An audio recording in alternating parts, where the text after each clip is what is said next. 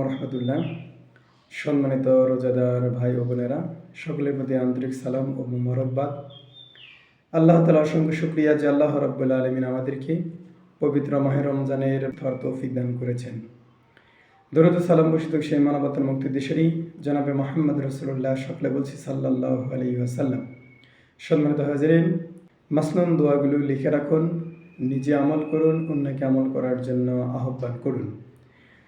সারা মাস জুড়ে এই বারবার দোয়াগুলো বেশি বেশি পরিমাণে পাঠ করা।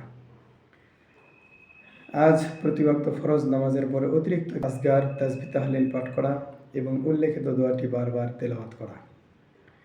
সম্মানিত হাজিরিন, আল্লাহর নবী হযরত মুহাম্মদ সাল্লাল্লাহু আলাইহি সাল্লাম ঘোষণা করে দিয়েছেন, কেউ যদি দিনে 100 বার সুবহানাল্লাহি ওয়া বিহামদিহি সুবহানাল্লাহিল আযীম এই শব্দটা তেলাওয়াত করে, তাহলে আল্লাহ রাব্বুল আলামিন তার জীবনের সমস্ত গুনাহগুলো মাফ করে দিবেন। এমনকি তার গুনাহগুলো যদি সাগরের ফেনার মতো অনেক বেশি হয়ে থাকে, তারপরেও আল্লাহ রাব্বুল আলামিন সেটা মাফ করে দিবেন। বলুন সুবহানাল্লাহ। সম্মানিত উপস্থিতি, আসুন পবিত্র মাহে রমজান একটি একটি করে আমাদের মাঝ থেকে বিদায় নিয়ে চলে যাচ্ছে। আমরা পবিত্র মাহে রমজানের পরিপূর্ণ হক আদায় করার চেষ্টা করি, নিজে আমল করি, অন্যকে আমল করার জন্য উৎসাহিত করি। আল্লাহ রাব্বুল আলামিন আমাদের সবাইকে এই পবিত্র মাহে রমজানের পুরোপুরো সওয়াব অর্জন করার তৌফিক দান করেন। আমরা